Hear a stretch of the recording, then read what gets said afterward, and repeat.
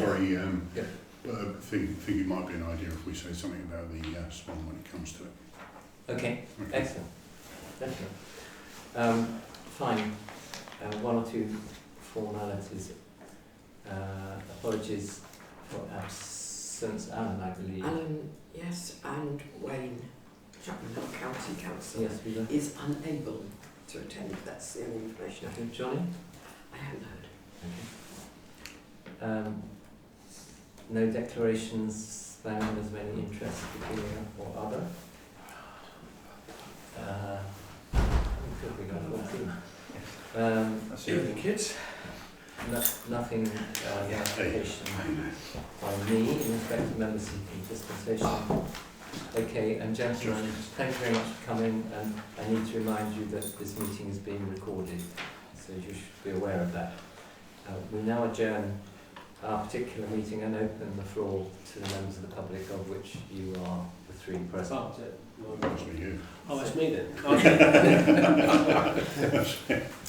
Well, our involvement is for the Swan, for the pub, and we have been in conversation with Kev for some time, 6 months, 7 months, something like that. There's one other person that's in our little group of trying to get the pub up and running back into the village.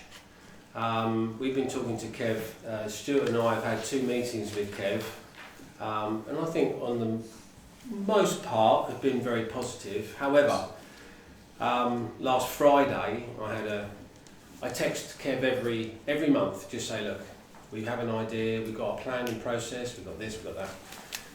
He called me back immediately after my text last Friday and said, right, he's waiting for a meeting, I think it is a planning meeting next month at Ashford, regarding change of use, whatever. You guys are probably au fait with that. In that conversation, he actually turned around to me and said, look, if I get planning for change of use, he's willing to open the pub up for us to have it as a village pub. He doesn't necessarily going to change it into houses immediately.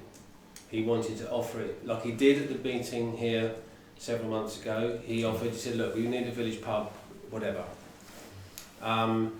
Ray has secured probably 90%, probably 95%, whatever you want to call it, someone that would take it on as a lease. Kev has actually warmed to the idea of a lease for the pub. Our involvement would be to make the pub viable, that it would actually get bought by someone outside. So if we can make the pub viable, he indicated roughly that the lease would be 2 to 3 years. Now, bearing in mind that the planning application for him to change it into a house would run out after 3 years. I'm gathering that's the process. So, like I say, we've been pushing Kev to allow us to have the pub. Initially, we were going to try and run it and do it, ourselves or whatever. Ray is, we found some people that will take the pub on with some involvement with us as support group and get things moving in that department. So we had a meeting at my house on Friday of last week, and to be fair, I think it actually changed the mood of the meeting in terms of what we were going to talk about was nothing what we ended up talking about, because I spoke to Kev the day prior on the Friday or the Thursday, whatever it was. So Kev's actually quite open to the village having the pub back, which I think generally, well, I'd like to think that the committee or the parish council and hopefully the villagers will actually sort of like support it. I think there's enough interest that there is, and obviously we have some ideas that would probably make the pub more appealing to the village. We discussed at our meeting, and by Stuart's point was we need to involve all of the clubs, associations and societies in the village to use the pub if they can. not detracting from the sports club, because we've always said that we could try and work in harmony with the sport. It's not about putting the sports club out of joint, but there's a lot of people that won't go to the sports club for many reasons, and there's a lot of people that won't go to the pub for many reasons. So we need to strike some kind of balance. So I think we've been working, Stuart and I, Ray, and Dax, of course. I've got to remember, if Dax was here, you'd see him. So Dax is the other party to our little group that's trying to sort of like twist Kev's arm, if you like. And to be fair, Kev's warmed to the idea for whatever reason, I have no idea. But it is probably an olive branch for the village, I think. And you know, we took it as a positive. I know Kev. I know Kev can, shall we say, gild the lily at sometimes. But I actually felt that it was a genuine offer, and he said, you know, we would definitely talk. He actually offered to come up to mine, have a meeting with us four, to see what it is we propose. There is a business plan, correct? Yeah. That is pretty much in place. Which I saw a draft of it today. Actually, Ray sent me a copy of that, which actually is quite. It was quite involved a lot of things. It covered all the bases. But obviously, what we would do, we wouldn't get involved in the pub, but we would get involved with the tenant's permission to try and organise several events that would actually, get all the village together, which is what the pub should be. Kev unfortunately alienated a lot of people very early on. We want to try and do the opposite, but with Kev's offer, which I think is quite generous, in my opinion, and I think we will agree that it's something that we can work on. It will be conducive to the village. Yeah. Mm-hmm. Well, so I think we've done a lot of groundwork. I mean, if you want to add, there is also somebody else that we actually have another person that could be interested in a lease as well. So really, one of the things we're trying to say is that there are people out there who would be prepared to take on a pub. Let's take the village, the politics out. There are people that will take pubs, and they can do it successfully. So it's trying to find the right people. I spoke to Johnny Chilton this morning. He doesn't think it will come up in planning. It won't come up in October. It won't come up in. He would say if it comes up in November, he would be very surprised. He thinks it won't happen till January, February. Now you guys and girls are obviously a lot more au fait to how it works. John, I think you would probably be standing for the parish council as somebody giving the parish council's opinion. Sure. Yeah, definitely. I know that Kev will either do it himself or he'll use his agent to promote his own efforts. We need to find somebody from the village who I would call as relatively independent. I've looked at talking to some of what I would call younger people in the village, because it's their future, not more than it is to us, and etc. So there's a couple of people in the frame who are probably sitting in their late 30s and 40s with families, etc., who would happily sort of talk about how it would be a good idea to have a pub. We're just trying to cover off as many bases as we can for that. Sure. Yvonne, what I would ask, I think the council give notice of 7 days for when it hits, when the agenda gets given, doesn't it? No, it's 3 days, three clear days. Or for how? What do you mean for the for Ashford? For the planning. For Ashford Planning Committee? Yeah. Yes, I got informed today, and it's on the 22nd. Which is just a week. Right, so you get a week. Yeah. I suppose where I'm going is we'll find somebody that can speak. We'll obviously,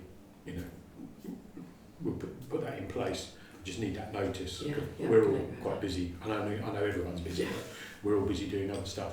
So it's just important that happens. None of us want to speak because we actually have a great relationship with Kev. And I don't think it would be fair if we stood up and sort of tried to voice history or anything like that. We all have those things. So we have a good relationship with Kev, and we need to go forward.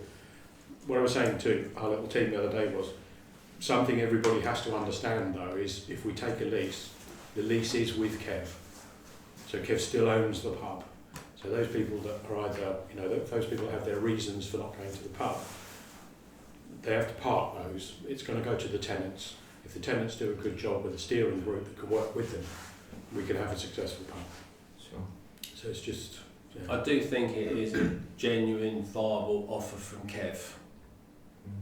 And I do. Sorry, one of the other things that we would also be looking at is if we do get a tenant, is then we have a 3-year window to try and find somebody to buy it. So as Andy pointed out, if we can get it going as a viable pub, nobody will buy it at the moment, it's not viable.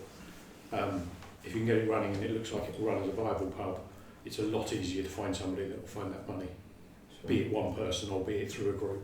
But it gives you that opportunity to have something to work with. The people we're looking at the moment, with the view to taking the tenancy, is a very similar setup to locally. He's the chef, she's front of house. So it's, you know, it's in there. It's a good It's the only way it can be run It's a good commercially. That's why, yeah, exactly that. Food's the answer, to be fair. Well, thank you so much for coming along. I mean, as you would be aware, it's music to my ears to hear that there may be a viable option.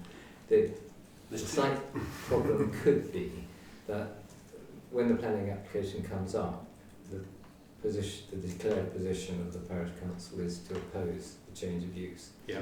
And you know, in the long term, the building, in our view, should be retained with. I would probably as a expect club. Kev to expect that. To be Well, fair. you know, I just hope that he doesn't then turn and say, I mean, if, let's say it gets turned, it may not get turned down. He's got a very good argument, I'm sure, why it shouldn't be. Yeah. But if it does, I would hope it wouldn't upset the arrangements. I don't think it No, will. that's part. Sorry, Andy. That's part of the reason why that's why you haven't heard from us before. Sure. This has all been very quiet. It's all just been, you know, we've all got interests in different places and different businesses. So we've been talking to people in our worlds. So and obviously, you know, Ray with his history has been able to find some people that are really keen. I don't think Kevin's very clear that Parish Council don't want to support it. I think if you look at his case, he's actually not got a bad case. If you were looking at it as probably from that perspective, but just to think, I think if you go back a year, there wasn't a lot of momentum. I think now we've got people who are interested in taking it, so that changes the way that hopefully the council look at it themselves. It was a bit of a lost cause. I don't think it is now. I think when you've got up to 2 tenants or 2 people who could take a tenancy, and that's not looking too hard. There is a third one too. Oh, is it? We Okay. might particularly be. It's a sort of been one of those Wouldn't be one of those actually. spawning things, because as soon as people see that there are people that can go that want to do it, they're like, oh, okay, fine, let's see what we can do. Yes. So still more hurdles to go. I mean, the buzz around the village is that, you know, that people want the pub open. Definitely. You know, so I mean, it's sorry, I'm That's right, I'm not taking over. And it's probably just it's worth- very important that It's we try. it's also worth putting it in point. We have no financial input. We have no.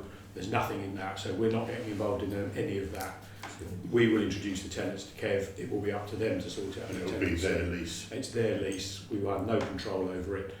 All we are is a group of people that are concerned and want to draw on the strength of the rest of the village, as Andy said, and talk to all the organisations to say, look, if you go once a week and somebody else goes once a week, that's the sort of turnover that we can build.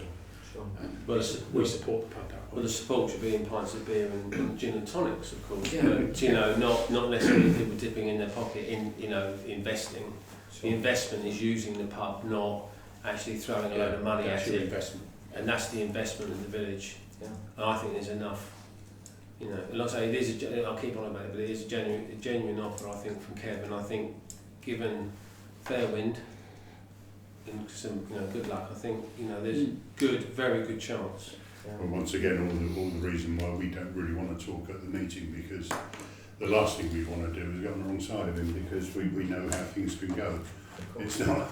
Yeah. It's not, I don't- not, I don't think Kev likes being backed into a corner. Yeah. To be honest, I Do any of think us. you None know, of us do. exactly. And I think the way that we've approached Kev is softly, and just said, look, we've got a plan. If you want to see the business plan, here it is. You can look at it. And he's going, okay, let me think about it. I mean, I've been texting him for like 6 months now, and I was saying that last text was like, okay, you know. But he did indicate, as we said, the 2 meetings that we had that Stuart and I had down at the Cricketers, in actual fact.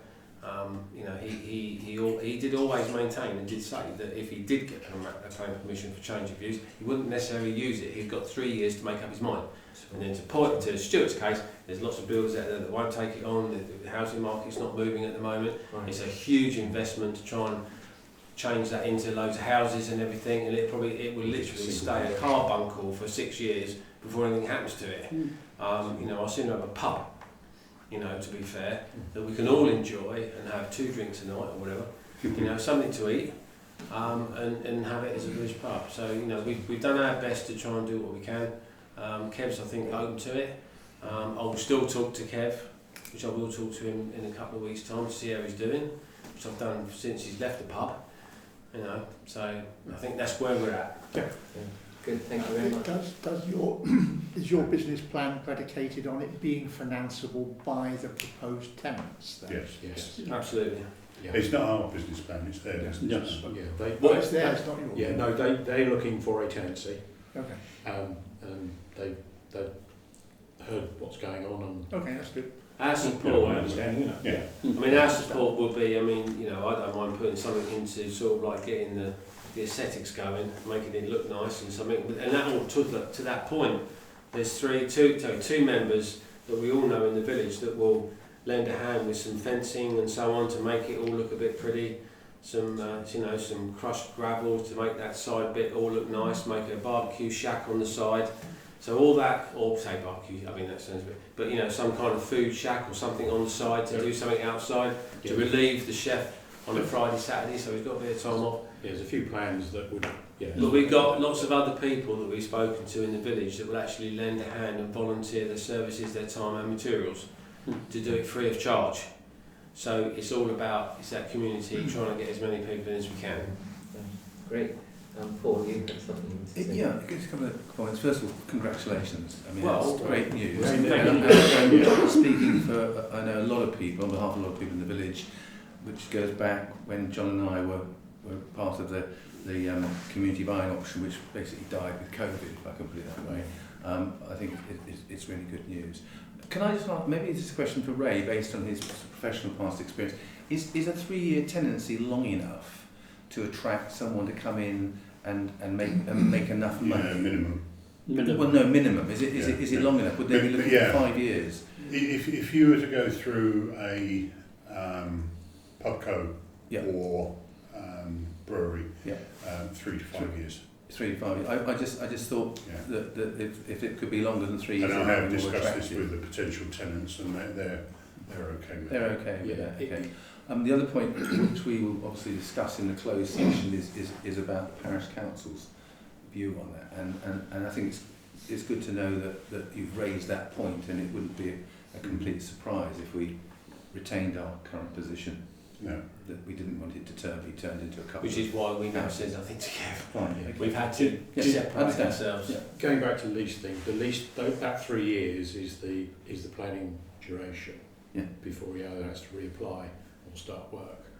So his driver is he's using that as his marker, I understand. I would prefer that you get a 5-year lease with an option to buy in that 5 years, and that gives us, and us being a wider group, the opportunity to either find finance, maybe go back through the charitable side to get a charitable status for the pub, etc., etc. It just gives you a big open breathing space that retains the asset and gives you the opportunity to keep the conversation. Well, there has been And if no his planning negotiation. application, if his planning application got turned down, would that impact the work that you were doing and the other tenants? I personally don't think so, because I think it will be offered regardless. I think That's my opinion. I think Sorry, Kev's a good businessman. I think he would realise he's got an asset that now is giving him no income. Revenue stream. He's got to find an income for it. So it would be the right thing to do is to say, okay, let's talk about a lease. Great, thank you. The sort of elephant in the room to a certain extent is the other person who would be speaking at the planning committee, and whether or not they would be in support of the planning application or not, or whether they just want to pump there. And the people with obviously we've given it some thought, and some names have come up, and I think if you knew particularly who they were, you'd probably understand that they would be on the side of the pub. And not just the pub, but the community and the village. You know, we all know that it's needed. There was one particular person whose name came up, seemed good to me. Yeah. Anybody who's going to speak at that committee, other than Kevin or his agent in support, and hopefully John as the parish council, has to be in favour of the pub. Yeah, That's just the way it works. I mean, there's no alternative. Well, I think it would be rather foolish for us to put someone in this and just go and say what you want. No, somebody we. It has to be I mean, down I as a think supporter. We've got a couple of people who are particularly community-minded. They're eloquent enough to be able to do it, and they're eloquent enough to be able to do it within the 3 minutes that's allocated to them. I did talk to Johnny as well, and he did say, "Don't worry, I'll be chucking in my penny worth as well." Which he can do as Absolutely. Yeah, we don't particularly want to name names as yet because we haven't sorted it with them yet. So, So yeah. it's up to you. Brilliant news as far as I'm concerned. I'm sure everybody else feels the same. Ladies, would you like to make any points? No, really well done. Yeah. Colin, you have They've covered every base as far as I'm concerned at this stage. Yeah. And I would give a positive support. as the nearest, possibly.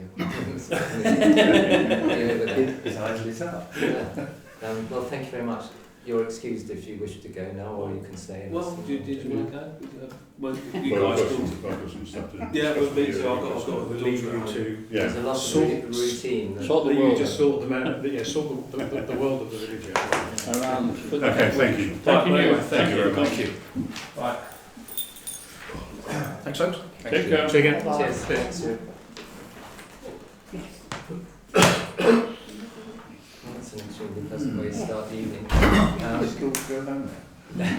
So we'll now return to the Agenda. our own council matters. First item on the agenda is to confirm the minutes that have been circulated. Is everybody happy that they? I've got Okay, Sally? 4868 to discuss and agree the future of the caretaker scheme. The first sentence to me doesn't seem to make sense. I don't know if the "it" should be there. It says the chairman informed the meeting that due to the proposed cut in the contribution the Ashford Borough Council makes to the scheme, the caretaker scheme is no Yes, longer yeah. viable as Yeah. it stands. Can be, yeah, we take it in and leave it out. So And then, it is yeah. good. Then after a full discussion, you put a capital I with it, but there's no full stop, so presumably that should be a small Right. I. Hard to see. I read through this numerous times because I knew you would find something. We were. I read you I word think for you- word. I That's think what you I put think. them in deliberately to see if we're paying attention. Which we clearly aren't. Yes. Thank you, Sally. It's great to have somebody. And last one, Go for the treble. right at the end, What number? under appendix, Mary-Anne's one word. Oh, no, that's funny. I looked at that and I thought it was. Yeah. Right. But I didn't know. I thought, oh, I didn't know it was two names. I checked on next door and it is one word. Right, okay, so we start. You can initial there and there, please.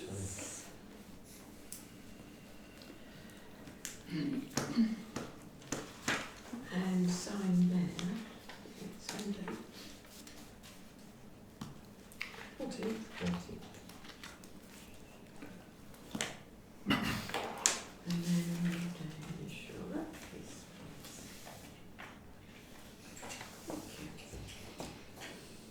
Thank you. New clerk myself. No. Thank you, Sally, for those points. Okay, that's the rising.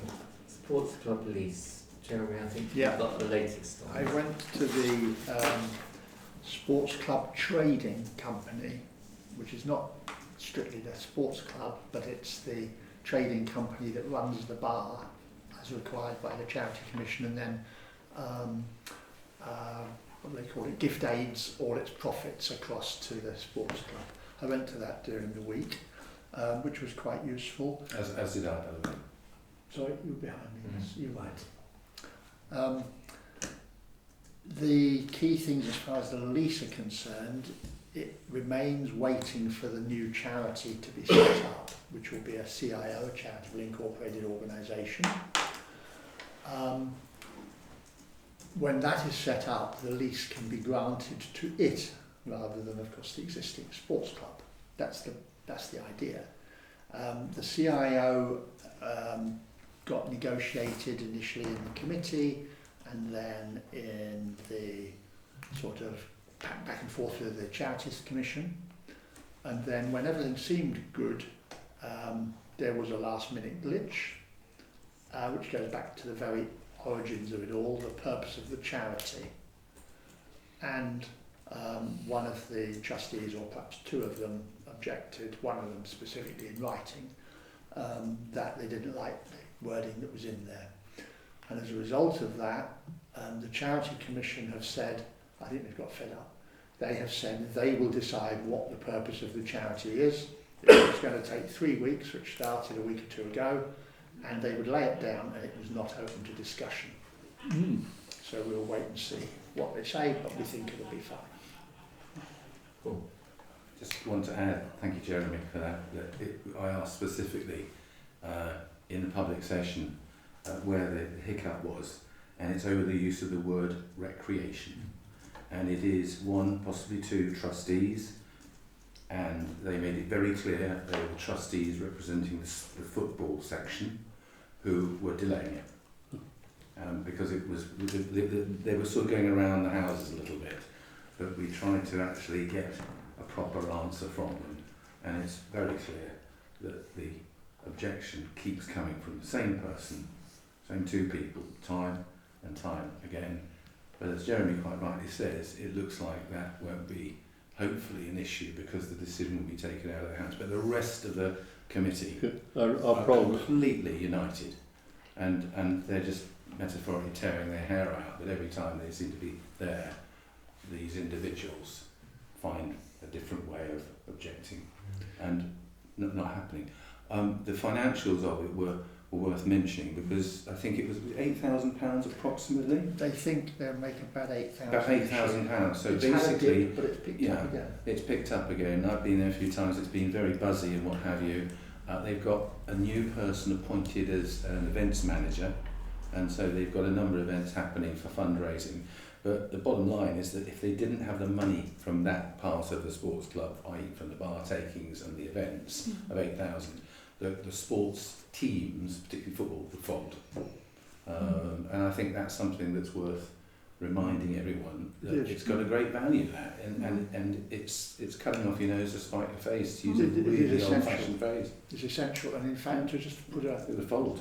The 8,000 a year, which is valuable, it's been a little lower, but they're hoping for 8 this time. Set that against the fact that they've got to pay back a COVID loan, which will be cleared this year, and the amount they're clearing this year, assuming they do, 4,600. You know, that doesn't come out of thin air. No. And the minute they get properly incorporated, there's a whole raft of trusts and foundations in the UK that they can approach as a community sports club. NatWest, for example, who huge sponsors of community cricket, the whole thing has been in abeyance for the last few years because there's no secure future. You need to have at least 2, maybe 3 years of lease remaining on your occupancy lease, and you know it's all set. So hopefully, you know, by Christmas, hopefully this will be sorted out. There's a sort of a kind of, you know, trying to point the finger of blame at the Charities Commission. That's not correct. Doesn't seem to be. It's not correct. They have also explained something, as I understand it, second-hand of course, which is news to me. I think it's news to everybody. I mean, that's the way I hear it. The argument has always been about, Paul raised it, about recreation, because the lease that they've got at the moment says that the user is only for sports club and general sports pavilion or something. It's the regulations for running the committee, which is also in the same document, which says they can have recreation and social events and things. The Charity Commission, as I understand it, is determined that recreation will be in. However, to them, a bar is not recreation. It is simply how a charity gets money in. And that is rather interesting because their point of view, so I'm told, is that they don't give a, to be blunt, they don't give a stuff about having a bar, providing it's in a limited company so it doesn't risk the charity's assets. They're delighted to see a bar. There's nothing about, oh, you can't have a bar. Oh, of course you can. That's how you get your money in. However, the bar does have to be approved by the landlord, not the Charity Commission. So in a way, we go round in ever decreasing circles. Alan's not here to say it, is he? I will hear it again. At a much earlier meeting several years ago, somebody made the point who knew them that Philip Mallett's parents would have been first in the queue at the bar. Victor would have been first in the queue at the bar. You've had no problem whatsoever. And grandmother. Recognising not only the facility, but the fact that that was the engine house for the purpose of continuation of the club. So anyhow, watch this space. We could be all suffering from a surfeit of good news on the village front. Oh, that's right. And I should just mention perhaps the note that John Mallett has sent to all the trustees and including myself in it, just really telling them to sort it out and get a move on. But it looks as though it might have been overtaken now with the Charity Commission going to make a decision within the month. So that's potentially, as you say, very good news. On the land fronting St John the Baptist Church and Brickpath update, Jeremy has leapt into action. Belatedly. And has set weighing a considerable reading issue. And you've all had, I think, perhaps a copy of the draft of Jeremy's letter. We'll have to see whether anything speeds up on the back of it. I mean, we're here to approve it tonight, are we? Is that well, I think at the least, Yvonne has raised, because we had a discussion this afternoon, she's raised, quite rightly, a point which is, I mean, we've had this endless discussion before about going round in circles because there are uncertainties and contradictions all over the place. And the one that Yvonne raised in particular is that, and it was from memory at the moment, but you'll double check, that although we know that they accept, and I'm sorry diving into it again, the brick path is highway. They say it's highway, it's highway. If we were to take it over, they'd have to stop it being highway, if we do. The rough bit that people park on, they say they don't own it, it's not highway, they've no interest in it at all. And yet, as Yvonne pointed out, we must remember that they gave a piece of it to St Luke's Hall with a very formal order, which, if Yvonne double checks, was not only giving them away land they didn't own, according to them, saying, yeah, you can have it, but well, now's in the first place, but they've also done a stopping up order, if she's right when she checks the file, which says that at that time they thought it was highway. Doesn't mean it was highway, but they thought it was highway. So there is a question in this letter as to, I mean, I did it as an NB, bearing in mind, guys, you contradicted yourself a few years ago, and we can play that however we want. I mean, I put it in just to be complete and to say, you know, while you're busy laying down this, that and the other, do bear in mind that you confused yourselves. So there may be things in here we still want to make a slight change to. Does that mean if we get what we want, if I put it like that, then the church or the parish council, I'm not sure which would be, would just, if I was a lawyer looking at it, I would say, hang on, if I own St Luke's Hall, somebody gifted me this land and they didn't own it, it would be a very positive gesture if the new owners or said, here's a document that says you do own it now. Because if a lawyer was doing a search to a new buyer of St Luke's Hall, that might be something that comes up now. It will have already been done in a land registry in the most recent purchase. So I think that more or less settles it as St Luke's Hall anyway. The trouble with the land registry is it has its fallibility, as we know.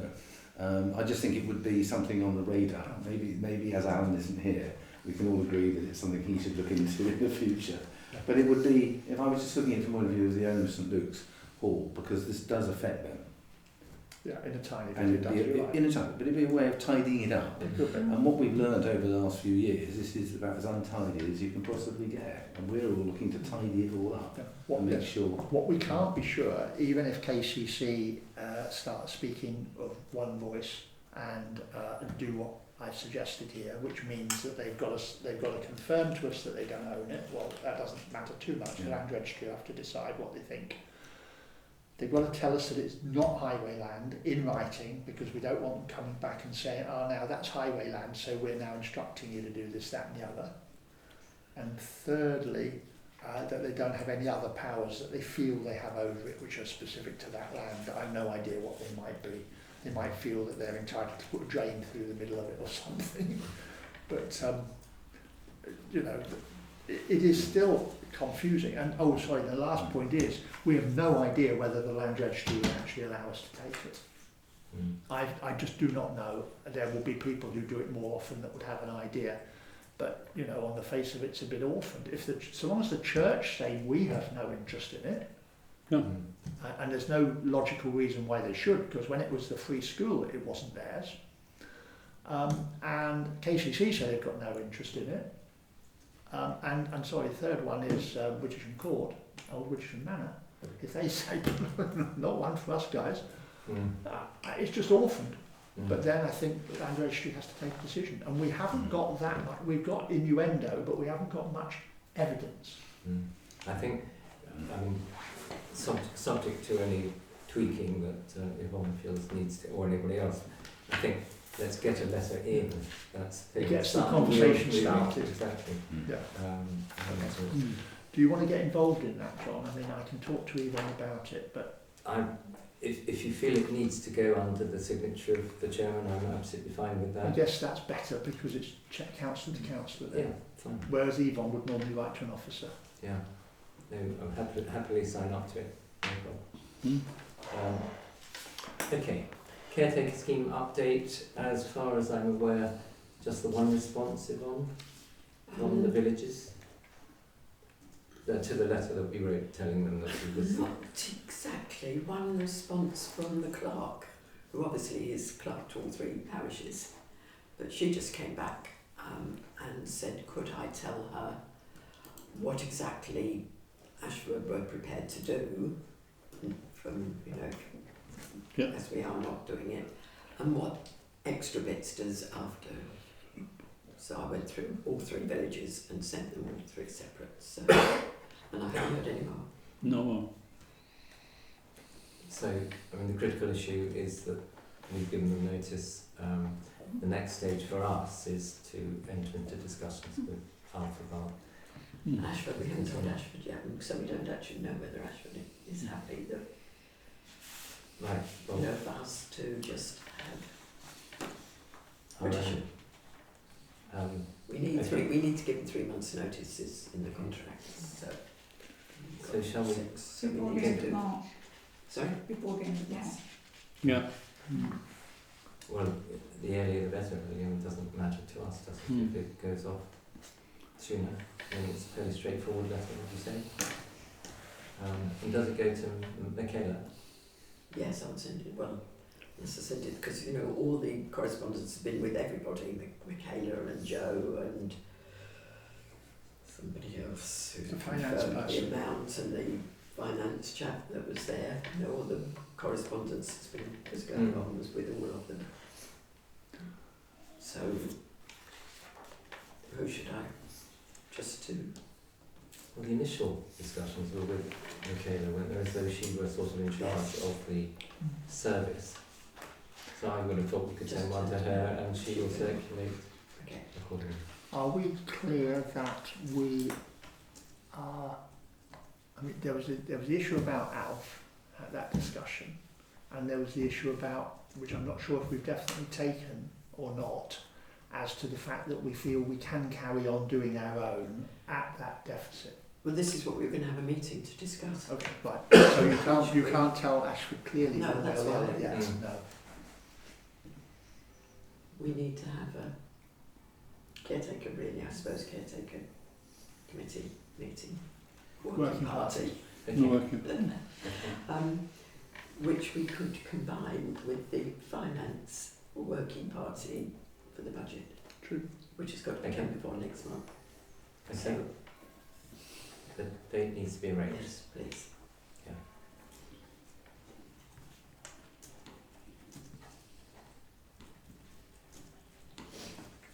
Right.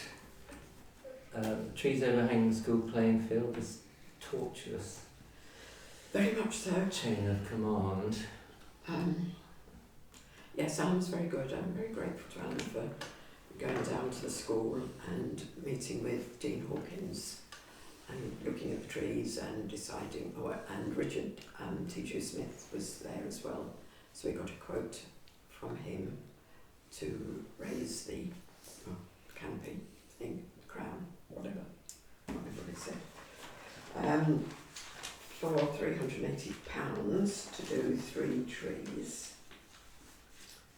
That's not bad. It's less than he charges me. Yes, price to crown lift the trees in question, 2 chestnut and a birch, and leave a chip and log pile for the forestry school to use, which obviously was Dean's. When you say raise the crown, do you mean cut the lower branches? Yes. Yes. So we got that. So then I had to go back to the diocese and say, right, what do you need? I then had a letter back to say they need a copy of the quotation, evidence of the PCC's agreements to the works, evidence of the PCC's insurers agreement to the works, photos of the affected trees, and an indication of the location of same in the churchyard. Well, I've got all that, and that's gone off. I haven't heard back yet. I haven't actually got the trees in the churchyard because the photos were taken from the school, because that's the one way you can get far enough away, because you can't get all of them in. So I'm hoping, and a plan to show where they are. So I'm hoping that will be all right. I also needed tree planning permission because works to the trees in a conservation area. So I filled that in and sent that off to Ashford, and that, as you can imagine, came back as it was invalid because I hadn't marked on the plan. I got the numbers that the school had given us, and I marked that on the photos as well, but no, they wanted T1, T2 and T3, which I hadn't put on the photos or on the plan. So they wanted that, and they wanted to know how much the thing will be reduced by, so I've got that. So that's not going back. The only good thing is for trees you don't have to pay anything, so we don't have to fork out money for it. In the meantime, yes. the risk to the children remains, presumably, there was a risk. And I did ask the school to cordon off the area so that they weren't anywhere near it. However, when the photos were taken, there's a photo with some hoops underneath it, which I thought was... But I do have it in writing that I've asked them to cordon off the area. Yes, so as far as I'm concerned, we have done our bit. What can one say? Thank you for that. The planning application for the old corner house.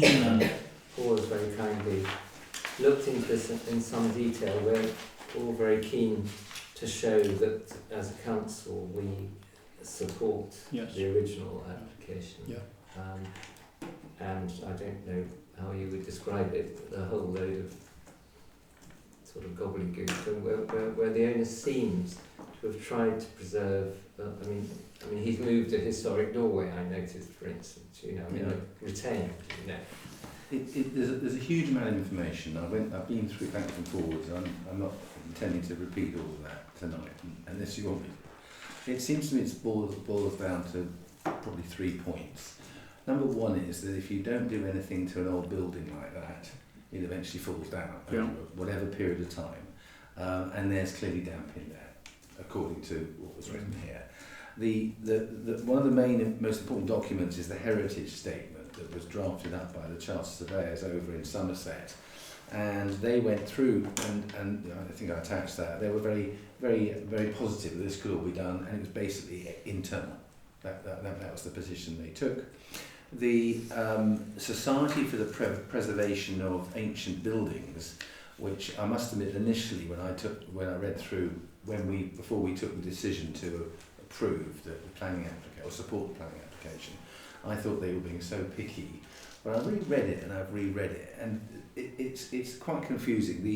The planning officer, I think the decision that Cole eventually endorsed, I can't see anything wrong with that from the procedural point of view and information. And Jill Pedler, I think it's a Jill rather than a Gill, but it could be Gill of course, Jill Pedler, let's assume, has basically said and raised a number of points, and on the basis of all of this, she feels it should be refused. But what's puzzling is that she's recommending the applicant does things or explores these things, or because originally when I read it I thought, well, they've just said all the reasons you can't do something, which is not helpful. So my question, if the applicant was sitting here, I would say, what did you do to remediate the issues? Did you go back to them? They're saying the doors should be kept locked, for example. But I'll give you one example. They talk about dampness in there, and the society, SPAB as they are, said, what's the damp? What's the degree? What's the extent of it?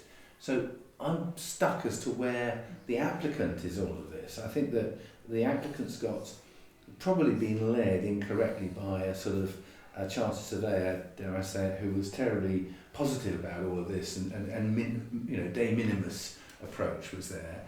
The society, who they clearly are committed to this, have come back and said that's all well and good, but what about this, this, and this? And what I don't understand is what's happened in between. The planning officer has basically taken a view and then supported it by legislation that, well, they haven't stepped forward, the applicant, and addressed these points, and therefore I'm going with the SPAB recommendation at this moment in time to refuse it, which I think is difficult. It did say they had provided further information, but didn't say what. Well, I've been through all the documents there. And it's still not sufficient. Yeah. To me, it's a difficult one. Based on all of that, if we were rerunning this, would I support it? I think probably I would, because to me it's just in limbo, and you've got a situation where my understanding is the two sons who inherited this have not got the money to invest in the property, although I see that scaffolding's gone up. They're painting it. I'm painting it, but that's external. I don't know if do you have to get permission to paint a listed 2 building? No, I don't think so. You don't? Okay, I have no idea. But anyhow, so where does that leave us? I think all we can do is to recommend, if that's the right, I don't know. I don't know. What I can suggest is we recommend that I don't think that the appeal is going to be successful, in my view. Right? But all I think we can suggest is that the applicant revisits the suggestion that SPAB have made and involves Shattuck Associated Chartered Surveyors who wrote the original heritage statement for the internal alterations, and combines the societies with what, and then says, what can we get out of this as acceptable to Ashford Borough Council? Unless I'm That's all I misunderstanding can something, suggest. I think that chartered surveyor is also the applicant. I think the people That's the way I read it down. I think Is that it? one of the sons is a chartered surveyor. Yeah. Okay, so one of the sons, because the sons' names, Michael, this was what two was. of them, isn't there? Yes. Well, in that case, I would say that, with the wisdom of Solomon, I would say you're part of the Shattuck empire, Michael, whatever his name is. Is he called Michael Shattuck, the applicant then? It's Michael. It's Shepherd. It's not Shattuck. It's Shepherd. But so so we're saying that Michael Shepherd actually works for the Chartered Surveyors. I maybe just misunderstood it when I first looked through it, but that's what I thought Okay. it was. Well, the point about it is that Michael Shepherd is the applicant. So has he also written the design and the heritage statement? If that's the case, Well, yes, he signed the report for Here we are, Shadow look. Associates. Isn't that, Yeah. what is that, Shattuck or Shattuck? Look, here we are, MJ Shepherd. okay. For Shattuck Associates. For Shattuck, okay. Well, in that case, I would say you need to get your act together and recognise where the objections are coming start from. a dialogue with You need somebody. to start dialogue with Too late yourself. now. Yeah. Too late now. You know. Yeah.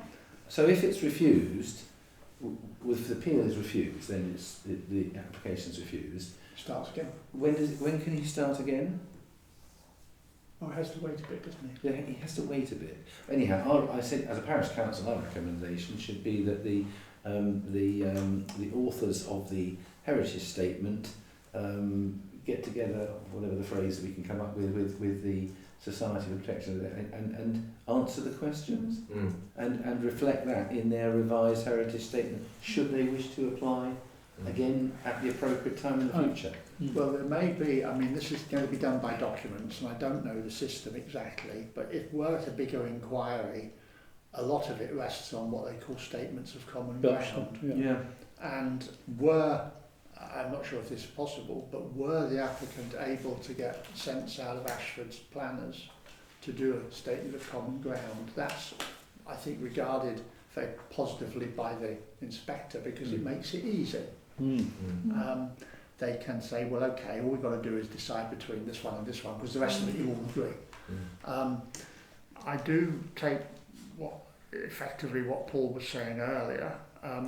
There seems to be a disagreement early on, and certainly by the time we gave our support at an earlier meeting, which was only the parish council supports the application, we didn't go any further than that because the writing was on the wall. It was very close to its being decided or refused.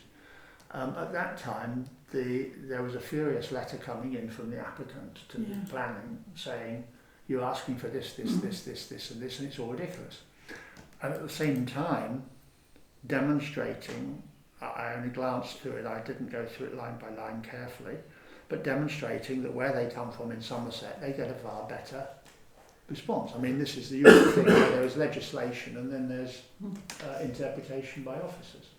And the guy was saying, Michael Shepherd was saying, look, we've been doing a really serious old building in Somerset where we've been allowed to cut holes in the outside walls here, there and everywhere because that's the only way we can sort of make the building usable. And he was saying something similar here. All I'm talking about is internal walls and you're making a fuss, and otherwise I can't occupy it. You know, it was occupied by the owners, his parents, but I can't let it and I can't sell it. So what are we going to do? Is it fall down or burn down? I mean, that's the truth of it. You know, which one comes first? The Society for Preservation of Ancient Buildings, in their comments, made the point I thought quite reasonable that although some of his points were minor, others were more significant, and a lot of clarification is required, detailed drawings and more detailed analysis of the age and the significance of the affected building. But the last paragraph, actually, re-looking at that, is interesting. It says, in our view, the application fails to meet the requirements of the MPPF. We therefore recommend that this application is withdrawn and additional information provided following the comments above. We would be happy to review these proposals once again, once they be, if the information is not forthcoming, we don't recommend that permission is refused. It's quite a reasonable request given the detail they put in, and I think what happened is, bearing in mind, Jeremy's reminded me of the earlier stuff there, is that Mr. Shepherd got his nose out of jail and says, well, we've done it before. Shattuck probably advise other clients with listed building categories, and you know they've got their sort of gander up about Ashford Borough Council, but as we all know, at the end of the day, that's just not the right way of approaching. I think you're absolutely right. I think that. So the question is, what do we do? You know, and I think that, well, we've got a choice. We can either completely ignore it, or not do anything, because we've given our bit and we've not been asked to attend the appeal. Yeah. I don't think there's much we can do, really. Yeah. But I think for the We're record, entitled to add anything if we want to, within the Yeah, next but 10 days or so. Well, maybe what we do is we say, having reviewed all the documentation, we would advise the applicant to liaise with the society's recommendations and offer to discuss further if they consider they want to reapply. I don't think that's on Something like that? I don't think it's on the agenda. I think the appeal's just got to go through. You've said, and I'm not disagreeing with you, I honestly don't know. You know, it's likely to be refused because, in effect, what I think you're saying to us is that the opposition from the society, and we don't know what Ashford will say. Ashford's got to put their position into the inspector as well. Well, their comments in their decision are very, very, very detailed. I think that the slightly bigger issue beyond this building is the sort of long-running irritation that we've had with Ashford, where we recommend something and they turn it down. And I just think for our own, the parish council sort of, I say, well-being, that we actually say, you know, we've thought about this and what have you, so that we're not just seen as, hey, well, you know, you guys once again supported something and we clearly turned it down for good reasons. If we just got something on record. Well, we can express sympathy, can't we? We can write to say that we considered it again. Sometimes, I mean, I'm making this up on the hoof. We remain concerned about the building, which is iconic in the village. It's one of the oldest. I mean, Greg reckons that the bit from Henry VIII probably is the oldest in Wittersham. I mean, he says he thinks a bit in the middle is Henry VIII. So it's iconic because of its location, and we have a lot of listed buildings in the village, we can fairly say, and there's 50 odd, I think. It's grade 2, I mean, it's not like grade 1, it's grade 2. We've got 50 odd, 50 plus, I think.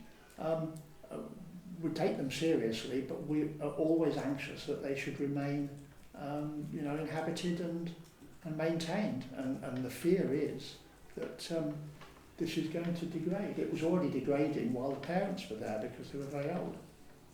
But I mean, we're not formally party to the appeal anyway, are we?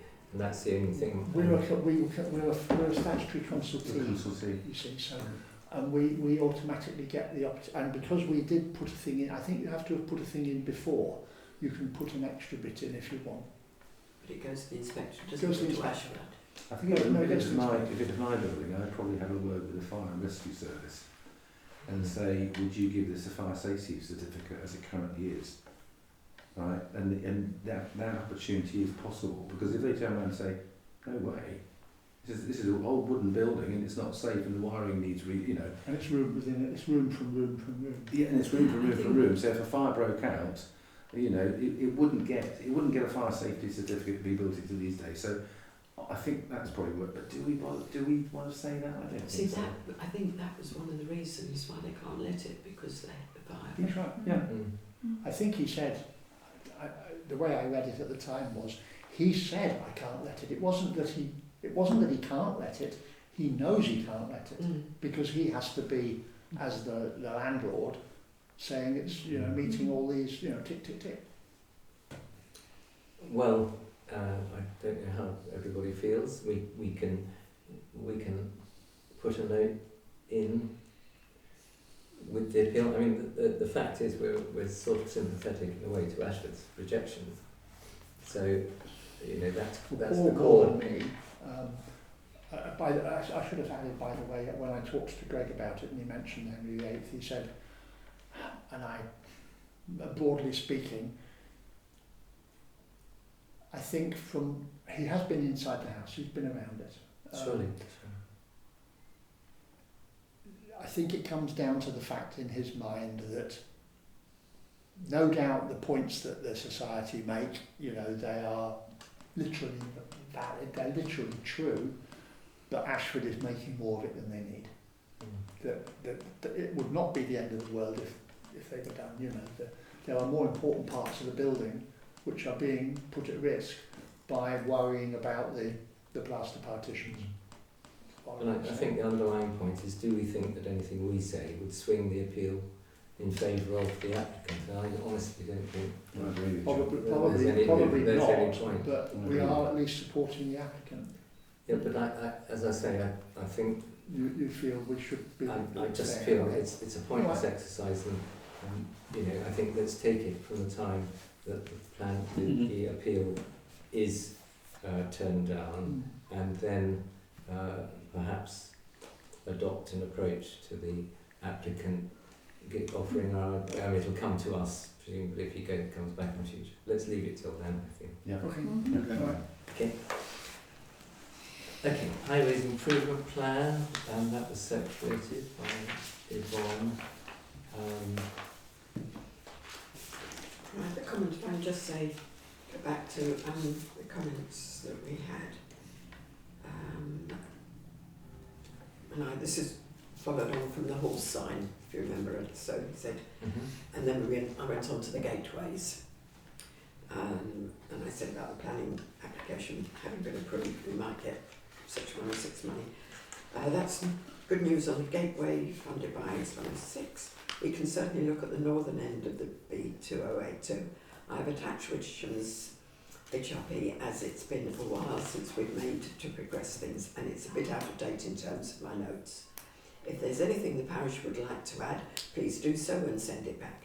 It would be good to have a virtual meeting to catch up on what's happening within the parish, and if there is anything more we can do to highway improvements, wise. We can then discuss the details of the gateway again, as it was a fair time ago since we last discussed it. So basically, we had a Teams meeting last time, and I would say they were helpful. It was Jeremy and I had a Teams meeting with them. It was a bit more, let's say it was a bit more positive than it might have been. I mean, we got the 40 mile an hour through Peening Quarter and Horse Sign, that's basically where it went. Some of them they were able to backheel, as Yvonne has said, because of the planning approval up at stops, speeding and signs and things up there. I think it leaves us with the gate in Poplar Road that they mentioned, the northern one. Paving by the Memorial Garden, where we've got the grass at the moment. People come out of the gate from the Memorial Garden and have to walk. Well, they don't walk on the grass, they walk in the road mostly, which is a safety issue. They were absolutely implacably opposed to that, but when we had a discussion at one time, the guy we deal with, there are others of course in KCC, did agree that while he was saying it didn't meet their rules, I pointed out that they'd already broken the same rule themselves 20 yards further down the road. And he said, yeah, that was a fair point.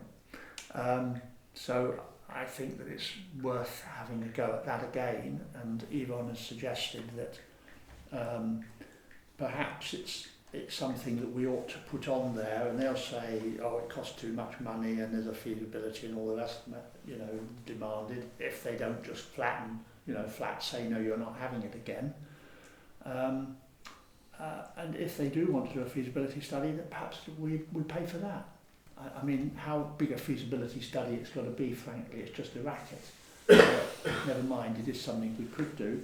Their alternative that they keep pressing, in my view, is bonkers, which is to have drop curbs and have people cross just near the end of the triangle. Yes, I think when we had the last discussion with them, that they realised that that's not on.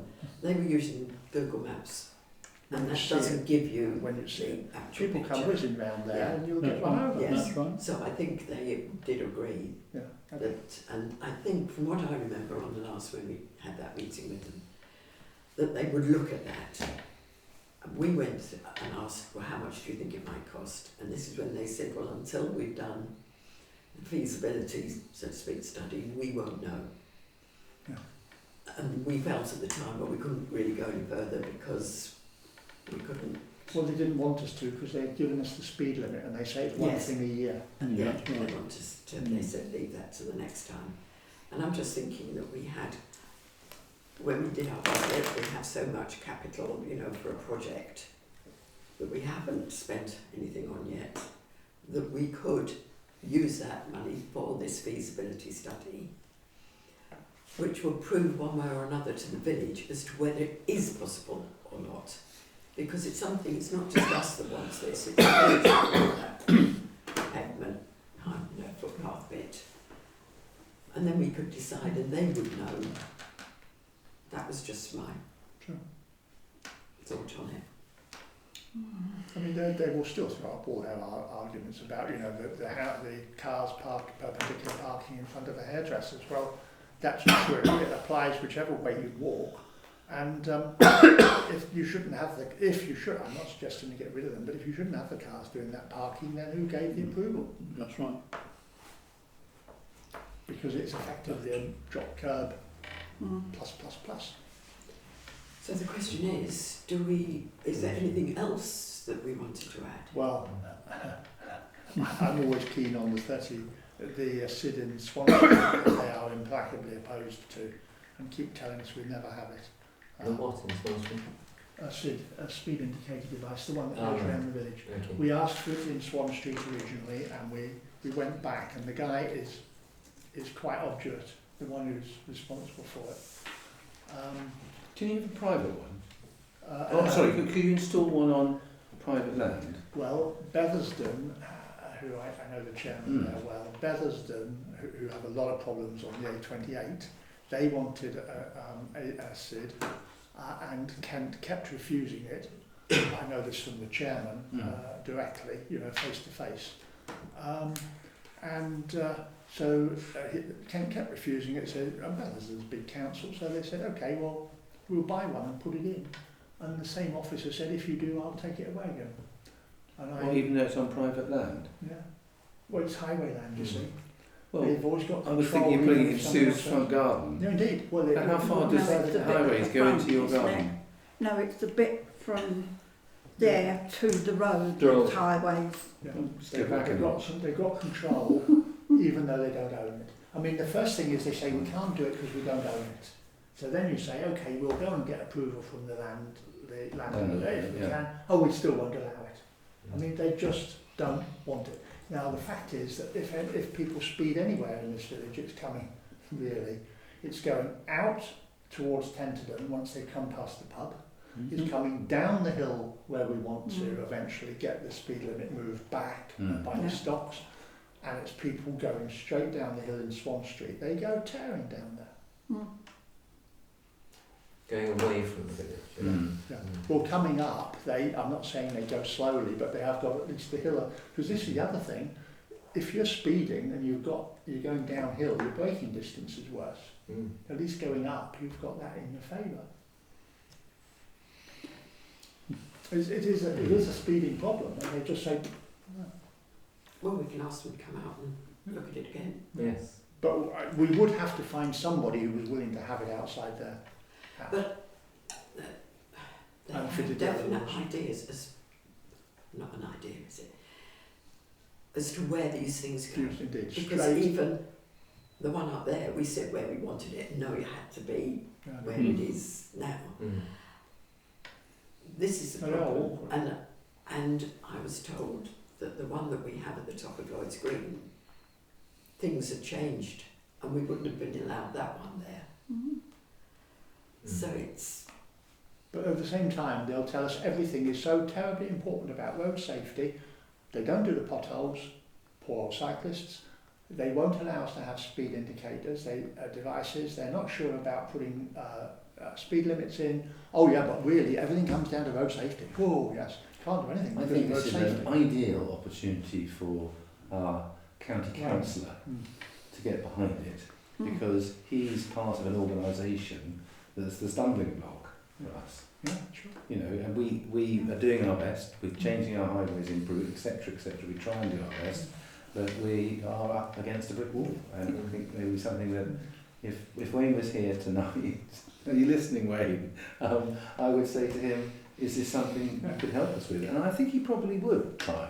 Well, when he sent the note to say he was unable to attend, I still hadn't had this meeting with him to discuss the land down there that he said he would. So he said, he was checking up on my telephone number, can I call you, so that we can get a meeting together, so that we can discuss what's going on in the village. So these are things... Good. Yep. Good idea. Because I did have another one. Somebody else has asked me that I was going to mention to him, and that's the school bus, the overcrowding on the school bus, which I thought was another thing that he's started. So that was Okay, so possibility of a feasibility study, the pavement thing, and possibility of the SID. So shall I go We've back got to something him to and say. say we'd like to follow up on that Yeah. and the SID And the gate in Poplar Road we'll be putting in anyway, which is the one we're most likely to get. yes. Sounds good. Teams meeting. Have to be, will it? They'll set that up when they finally find a spot in their crowded diary. And last time, when it was Mike Hill, if you remember, he attended. Okay. Right. AGAR 2024-6 and the new assertion 10. This leads towards the website, isn't it? Yes. Hugo Fox. There are, it's going to be a bit more than that, but really it's making things more and more complicated all the time. However, this is the thing that I wanted to set up now. You will remember that last time we had to have the website, the gov.uk website, which we did, and it was only just recommended that we all had email addresses. Yes. But you agreed, because we have to pay for that it wasn't absolutely necessary, so we didn't go ahead with that. Yeah. But now it is, so at the end of this financial year, we will have to say, I mean, obviously, if you remember, when it comes to these assertions, it's whether we say yes or no, and if we say no, we have to say why. Why? So should you decide not to go down that road, then we can say no and we can say why. But I have noticed I'm getting updates on the clerks' addresses and details, and they're coming in all the time with change of email address, because they're now going down the gov.uk email address. So I think I sent it to you, didn't I? Excuse me. The website we didn't have to pay for, which is why we went with that, but there is now a cost to this. It does go through Hugo Fox, they do it all. Did I read it correctly that from Hugo Fox that there was a monthly email cost per address? Yes. Yes. So that works out for all the parish councillors and you. Yeah. Well, it's It's about 1,700 a year. £1,700 approximately a year. well 10 mailboxes, which 10 mailboxes. Yeah, between the 10 so that's mailboxes. £17.49 per A month. month, yeah. Multiplied by About 12. 2,000 something. Yeah. Well, I was hoping that would fall. We could just have 8 mailboxes. That's for the lot, for the 10 per month. Yes, it that's was- the category of 10. Yeah, no, it's 1, 5, 10, 15, 20, Yeah. 25. Yes. So the So we cost would of have- 10 would would be be 12 times £17.49. Yes. For the, Which would be over 2,000. Or £4 per band No. D house per year, well, 10 would be Oh, 160. yes. Well, which I'm sure they'll It's not- regard as a It's not in the thousands anyway. it's a lot of money that It could is. be spent It is. elsewhere. For the 10 or individually, 10, 17, more 10 is 17. 49. Yes. So for the year it's 12 times Yes, 17. 18. Yeah. 12 Yeah. 18 plus nice. It's a lot of money. There's 180 quid. It's 12. Per person. No. 12 No, what? it's for 10. For 10, For it's 10. £1.70 per mailbox. It's Uh, 10. £17.49 a month for 10. 1750, yeah, so it's 100, yeah, you're right, it's not 2,000, it's 200. We got a naught wrong, my fault. Okay, I read it slightly. Fine. Well, we both that's, got a that's, naught that's great. Then that's Does probably. it say each? No. Well, I just assumed that if you were applying, I took it as the bands, that if you were applying between 5 and 10, All right. right, 5, That's 6, 7, right. 8 or 9 or 10, that would be the cost of that. I read it, there were different bandings, if you That's like. right. I did. And you didn't have to have 10 if there were only 8 of you, but you would be paying the unit price per month. No, because one But is here, this one here. 250. If Yeah, it's 17.49 a month. 10, it's like For 10, 10. 249s plus a discount. Yeah. Yeah. Yeah. Okay. Good Yeah, value. I got the naught Good wrong. Well, it's very good value. Then I just, well, I looked at it. Oh my gosh, you know. Well, in that case, can we just agree to Get on with it. Is everyone it? happy? Propose it. And We've got to do it. I still Yes. personally think that this sort of thing is just irritation. absurd, irritating and Mm. distracting. It is. There are so many things that are not done, they're not done properly, they can't fix the bloody potholes, and yet 10,000 parish councils across the country are getting this. And so we will all have to revert to gov.uk address. We have to do that, yeah. And then they get the Polish council tax. In today's news. So, I mean, that Stamp duty one day. countrywide means That's that the patience we that again goes have to devise, I mean, if I just go, something comes between, like Wittersham PC comes between or something, to separate us from that. Yes, you see, I mean, for looking at the others, mine will become, which what most of them are, is Clark. That's what they're saying, Clark at Wittersham-PC, which is our website thing, .gov.uk. Okay. There is Then actually a obviously- form, and I can't remember what it is, but there's a form that's been laid down as to exactly how we have to have PC in, whether it's a hyphen or It's a a dot. It's hyphen, yes, is it? it's a hyphen, yeah. Hyphen, okay. Yeah. I know that we were told Yes. yesterday to go. Yes, and there, if you look, there's lots of them that are like that. Okay, let's do it. Okay, thank you.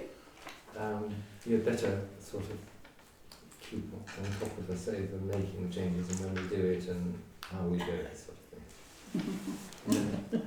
Yes, please. For some of us, anyway. Yes, yes. Okay, a little one for Alan here, church Christmas tree competition. I think we're in favour, are we not? And we have contributed. Yes, in the past. We have. He was asking for 50 quid. Yeah. The only thing I have noticed, there's nothing that's been said about decorating the Christmas tree. You're being asked to sponsor a Christmas tree. Mm. But in the Outlook it just says Mm. sponsor a Christmas tree. It doesn't say And the And adverts that have decorating. been coming out don't That actually says- say. The letter that Helen had, which has now been agreed, whether Says that it in has it that. in. I don't know, but certainly there's nothing I've seen advertised around the leaflet down the church. Doesn't say Each tree will be, the anything. sponsor of each tree will be named. Yeah. So if you have a tree that says sponsored by Wittersham Parish Council, for example, and there's nothing on the tree, right, it's completely bare. There's It's the cuts. an implication, you know. Maybe you could just have one fairy with a tissue at their eye, crying. well, Alan would say the church haven't got any funds, so theirs would be empty. I think they can't afford the electricity. For I'm the sure fairy there's lights. an old nativity scene knocking around in the back office somewhere that could make an appearance. Well, I was at church on Sunday, and it's at the beginning of December. I can't remember what. I'm sure they were nearer Christmas before, Yes. but we've been. But I understand that we've been told that the Christmas trees will only be allowed to stay up for a couple of days after the festival. Which everyone's that I've spoken to go, oh, but you want it there for Christmas. Everyone's going to see it for Christmas. Is that a decision by High Command or Alan? Yeah, That is high command. well, in our view, I agree with you. Yes, so if we're going to, then obviously in the I past, think we just go yes. Alf and I have done it between us, and if you may remember, Splendid job. we've had it in a wheelbarrow, we've had it in a dog bin.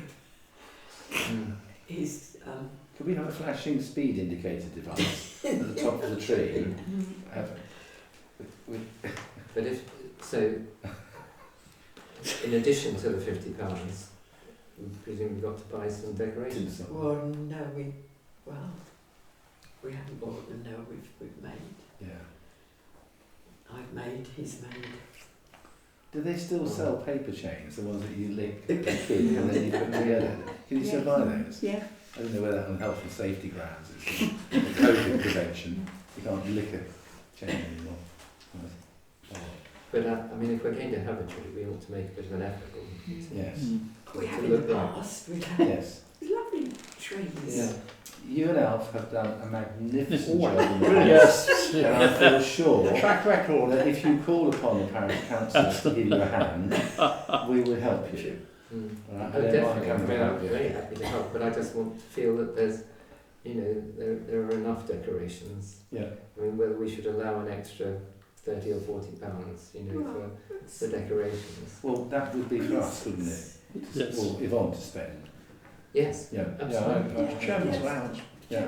Chairman's allowance, bottomless pit. Yes. Yeah. Yes. So are we agreeing and then on the 15th? Yes. Yes. Yes. Yes. So I should Good. say we'll enter and we'll sponsor a tree for £50. Because you know, I don't think all the PCC are too happy about it. About what? About the the event. cost. Yeah, well that's what we've... You know, certainly one person has said, talking about taking an artificial tree and doing it themselves because they think the cost is too high.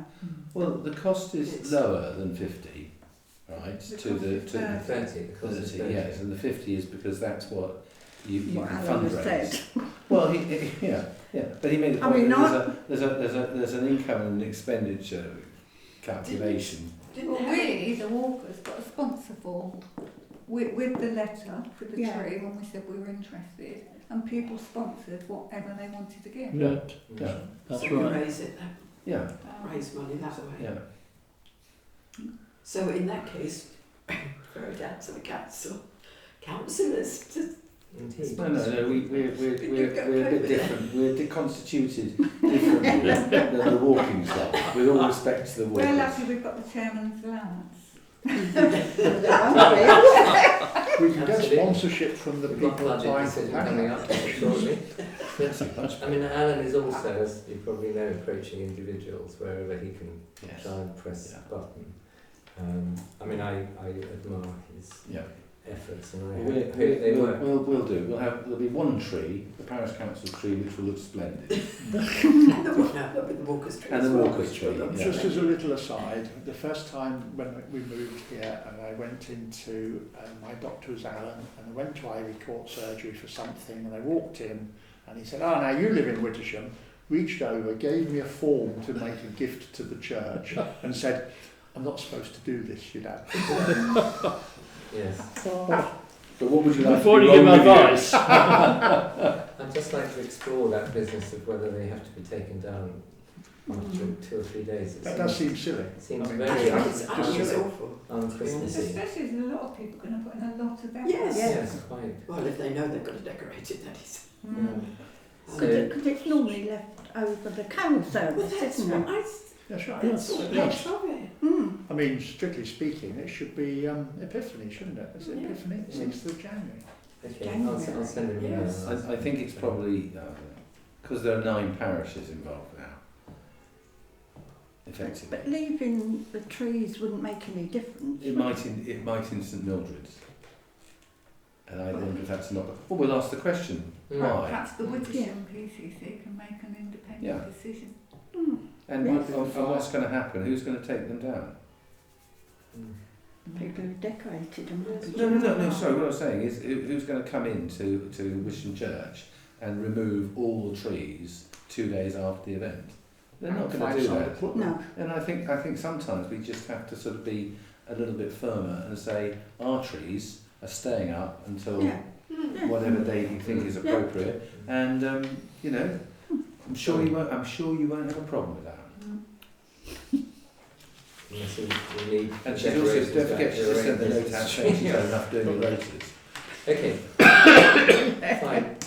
Item 9, not very controversial, to agree to putting parish council led weekly coffee shops forward warm welcome spaces during this winter. Seems to me, Yes, I contacted Jean and Judy and one of the ladies from Calm. She said she was going to check with Calm, but she didn't see any reason why not. Jean and Judy came back to say straight away, yes, they would. I spoke to Paul, who's on the committee, and he said, not a problem, but I thought I've got to go to Mike Happs because he's the chairman. And that's when it slowed down a bit, because he said he would have to have a committee meeting to find out how they could support what we're doing. And the thing is, I'd like it to go in the November outlook, which is Tomorrow. exactly. Yeah. So I said, well, all I want you really to do is to say, yes, that's okay. I don't need the committee to do anything. I don't think he's been to a coffee shop, so I don't see how it works, but it's just somewhere for people to come and where it's warm and have a coffee and a cup. And we're not really doing anything different. No, we're just giving exactly. it a different title. Yes, and we're, yes. We're claiming credit for an extra benefit. We're asking, you're on the agenda, we're asking to agree to putting the parish council forward. We could do that, and then in Outlook you can find a word that says the parish council are in full agreement of putting forward the weekly warm welcome, and no one's going to disagree with that. Well, yes, and actually all you're doing is advertising what's already running. Yeah. Exactly. If you come on a Thursday morning between 10 and 12, Exactly. there is a warm welcome and refreshments. Yeah. I suppose it's just a question of whether a whole lot of very cold people Well, yeah. decide to Heating arrive extra. unexpectedly. Anyway, good idea. Thank you. Correspondence. We have a completion letter from our accountants, do we? Yes. Saying everything's Yeah. okay. Actually, yes. Of course, it does. Yes, it's the usual, because this is the third, the last section that, remember, you filled, you missed it, Yes. but we had to fill in. Yes, so their bit that says, on the basis of our review of sections 1 and 2 of the annual governance and accountability return, in our opinion, the information in sections 1 and 2 of the annual governance accountability return is in accordance with proper practices, and no other matters have come to our attention giving cause for concern that relevant legislation and regulatory requirements have not been met. So this all had to go on the website and... Yes. Well done, I say. Well done. Everything's on. That. The Calc Community Award Scheme, if you could give that some thought over the next month, and then I'll put it on the agenda under the closed section at the end so that we can discuss. Okay. Can I ask a very good question? I'm trying to remember those that have been awarded in the past. The certificate that Jane Neem and Julius of Lean got, wasn't from Calc? Yes. It was, okay. Yes. It's Okay. up at the church. Yeah. Didn't Okay. it was put in the... No, I couldn't remember whether it was part of this. Yeah, Yes, yeah. yes, Okay. exactly. And the other thing I was going to ask was, you don't all fall off your chairs with shock at this, but have we ever asked any of the societies for nominations, the community societies, for example? And so sadly he's not here. But have we ever asked the football club for a nomination? They are a community based, there's a lot of young dads involved now, and it's changing significantly at the top end. Well, what we have done in the past is to put it in Outlook and Okay. ask for Yeah. I can do that. Yeah. Yeah. Okay, thank you. Just a little thought that I haven't had before, and it may be there already. We ought to have, if you go back and remind yourself, a list of all the community award winners on our website in its own little page. Thanks. Be sensible, wouldn't it? I think we could have one up there, don't you think? Next to the Reverend Happy. Oh, I don't know, yes. Okay. Fine. We'll put our minds to that. ABC consultation on proposed changes to council tax reduction scheme. Yes, I put that on just, really it was asked to publicise it, but I think I put it on the website, but I think Ashford it's on next door, Ashford have put it, Yeah. lots of Yeah. it. And individuals as well. can Yes, respond to that. Yeah. yes, so I don't, that's really just Fine. sort of a noting thing. And really most of it is, it's, the Unity Trust reducing interest rate. Yes. Facts of life. Yeah. And the one I did put in, although it is in our budget, but just to make sure you're happy to carry on the Kent County Playing Fields Association. Sure. Yeah. £20 Agreed. for that. We're happy. Lloyds Bank changing their terms and conditions from the 10th of December. Doesn't really affect anything that we have. And the same with Unity Trust, changing their terms and conditions, but once again, doesn't really. Did you figure out what they're changing? Holding clients' funds, we've inserted a new clause making it clear that Unity doesn't allow customers to hold clients' funds in their accounts. Okay, Things like that. we don't have clients. Applicable notice periods, we've created a simpler table showing when and how we'll notify you of a change to your products or this agreement. Sure, okay. Okay, working party reports. Caretaker, anything? Only that the mower ride-on has been at Lister's for a few days. The gearbox, turns out that the damage that was done caused by the piece of scaffolding clips. Yeah. So I've took it to Lister's, and having chatted, he's got a good relationship with them there. And after a chat with them, they said they could replace it. I think it's sort of coming about £2,000 for a new one. Would we or he be interested in a second-hand one? I think we join all So to be. he has, I went ahead, obviously we couldn't weave it to a meeting, so said yes, it's gone ahead. He was picking it up today, and I think it's £500. For a second Sounds hand. very good. 500. Yeah. 500. That sounds very good. Pretty good. Yeah. That's £500 for a second-hand mower or second-hand bit. Gearbox. Second-hand Gearbox. Gearbox. Yeah. Yes, not, yes, just the gearbox. Oh, no, second-hand, sorry. It's only £2,000. Yeah, So, yeah. Oh, thank goodness. Yeah, So really he's good. made the offer. So he's picked that up today, so I'll probably hear more about that tomorrow. Okay. The monthly transaction statements we have. Those, there was a Hmm. lot. We had to pay for the biodiversity net in documents, Yes. so it's Shocking. shocking, some as you say, unnecessary. Anything other than that that's a bit out of the ordinary? Not really. No. Looks good. We've had the caretaker scheme money in and the preset money in, so Sign and date. yes please. 14 still. Yes, the caretaker one. Caretaker one. Salary.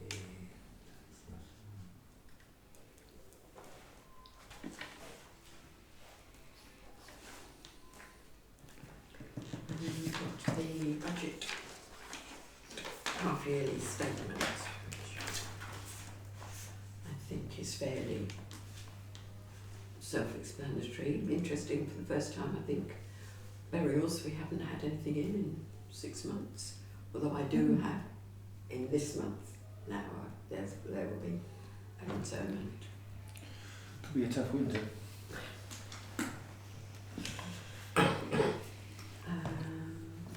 Yes, so you can see what we budgeted, what we've actually spent, and what we've got left for the rest of the year. Yeah. So there we And go. these forecasts are your expectation for the second half.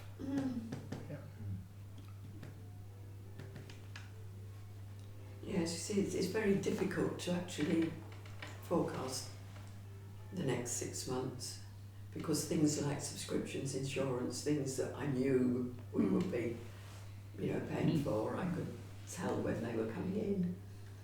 What's Section 137? That's the money that where we're asked for a donation or something that doesn't come under anything else. So that's where the outlook will get asked for a Okay. donation towards printing costs. That comes out of, So it's sort of miscellaneous. yes, It's got a cap on it by law, so many pence per, so many pence per elector, and Yeah. it allows us probably about £6,000 or £7,000 quite a a year. lot, yes, Mm. which we could put in, as a budget figure if we wish. Has to be for the benefit of the village. Yes, for everybody, yes. So is everybody okay? Okay. Sure. Yep.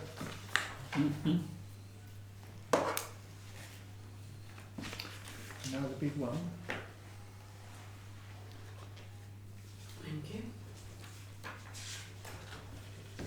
that's just, I put that in sort of for benefit really, just so that you can see that what we've, the money going in and coming out, and sort of is the same as, works out the same as. Sure, because we've got that and stuff, but it sort of all ties up, so that's for the records really. Okay, that's my room feeling. Mm-hmm. Fine. Planning, we've discussed this one at some length, so we don't need to say any more about that. Just keeping an eye on when it does eventually come up. Decisions received, Ali Lodge, we fought that one at the planning committee, and I'm glad to say got it granted. Oh, do we not have any? Yeah, okay, so we don't have to really do anything about the Swan. We just know that if you're around, you're going to go.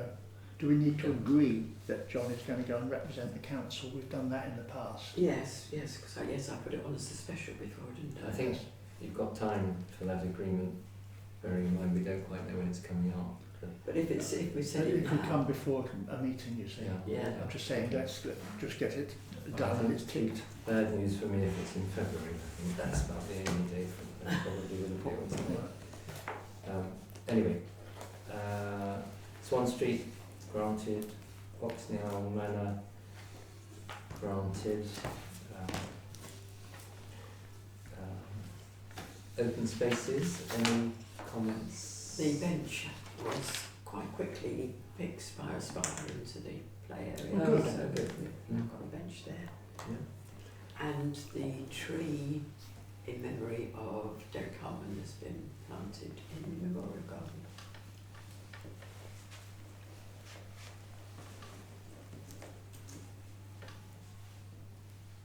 Yeah, okay. Public rights of way? Yes, if I could just Is there mention. diversion of this Yes, footpath? diversion. I don't know how many of you walk. Is that the Kingsgate one? Yes. Yeah. Yeah. It's, Tiny. Yeah. you may remember that when the Oak House Yeah. planning application came in, that I pointed out that the footpath would go through their property, should be marked up, but to which they agreed they would do. We have always, as long as I can remember, walked the diversion route. So they've now obviously put in an application to divert it so it doesn't go through their garden. So I've had a chat with Sally about it, being a working party. And your comments? Agreed. I can't, because we were asked if we've got any objections, Yeah. and I can't say. It's, they've changed the entrance to Kingsgate farmhouse itself, because it used to be open, you could sort of go on, but they've changed it all, so, blocked it off, so you can only go that diversion route. Oh, there's a gate there. I think they've got a hedge or something. Yes. Hedge. Yeah, so that you looks like it was never. Right, okay. But we never went that way anyway. But yes, so it's just annoying that having said that they would do it, that they obviously had no intention of doing it anyway. Okay, so we support that. Well, we don't. Well, yes, we don't. No, it's objections they wanted Yeah. to know. Yeah. So I will just comment that. So they said they wouldn't have Cemetery, churchyard. highways. Highways, sorry, highways, yeah. I overlooked highways. If I could just say that the water that's running down Underhill, when they went to repair the road there, I pointed out to Darren that there's water running down. He said, well, that's okay, they'll block it off with sandbags. So I expected him to have taken it further, the fact that there was water running down. So I emailed him and said, did you do anything about the water? Is it okay? He came back to say that next time he's in the village, he will test it for chlorine. If it's not southeast water, then he will pass it on to the drainage team. So Right. I will follow it up, you know, keep an eye on it, but I mean it is, my issue is that we're coming up to winter and it's going to get a bit nasty coming up that hill, especially for me in the morning. Good. Okay. Cemetery churchyard, Where are we at with the the application? planning application. Yeah. Well, funny you should say that because every time I think, right, I can do this, and each time I start, I go, oh, no, I can't. So I emailed Greg last week. Said, can you help me please? And he came round last Thursday and we went through it all. There's just a few things I've got to just get a bit more information on and completed it. Application form. Good. So my very grateful thanks to him. Yeah. Should have done it before, but I kept thinking, no, I can't do it. No, I couldn't. So hopefully. He's done a lot of good voluntary Yes. stuff for the village over the years. Especially for He's the science actually and excellent lab. right from the start. Well, you know, he's doing all And sorts of straight things away there. he Yeah. said yes. That's Yeah. nice. Really is. I must read Jeremy's suggestion on the website of past winners to remind who is and who isn't there. Okay. Clerk's expenses. Have you seen that? Not, Yeah. not hugely substantial. Stationary budget's getting out of hand. No Christmas cards this year. None at all. None at all. We can make them. It's the stamps. Used last year's. Okay. So you happy with that? Yeah, happy with that. Yeah. Thank you. Poppy appeal. We make a contribution, do we, as a parish council? Out of the Out of the chairman's chairman's allowance.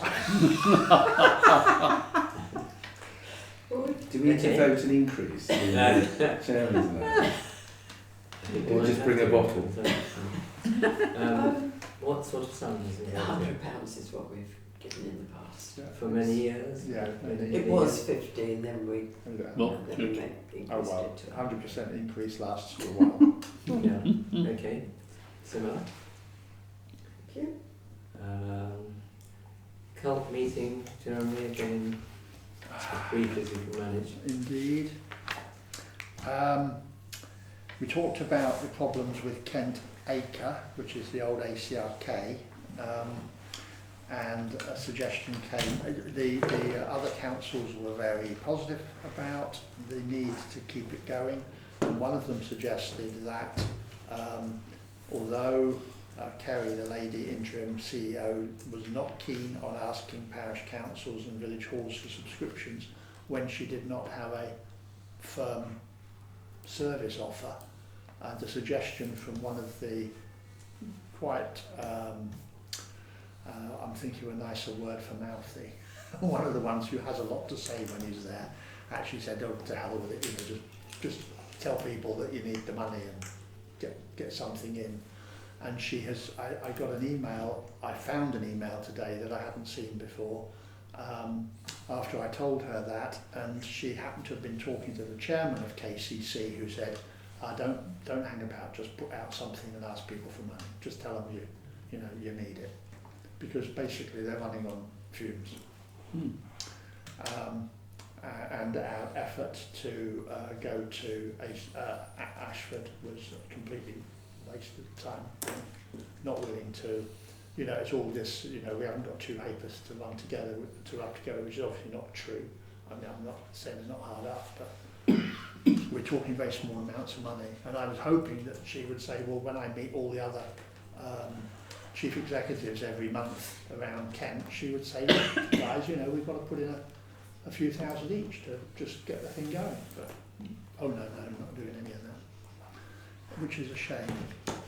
We heard quite a lot from the police, getting new officers so that they're going to be able to move the wards around a bit, but they try not to disrupt established relationships. The trouble is you can't do both. They want Yvonne to let them know when our meetings are. Well, we've told them before, but do it again so that they know when to come. Darren has said, could he come to our November or December meeting? He seems to remember we had nibbles at the December Indeed, yeah. We do. There was a suggestion that they might work on the basis that officers actually will go around several, because a lot of us are at the same time, same night. So they might come around several villages together, and in which case they won't come for the public session, they will just turn up when they turn up, and it would be up to the chairman to just adjourn for their report and then let them go again, which I thought was a perfectly sensible answer. We've done that sort of thing in the past.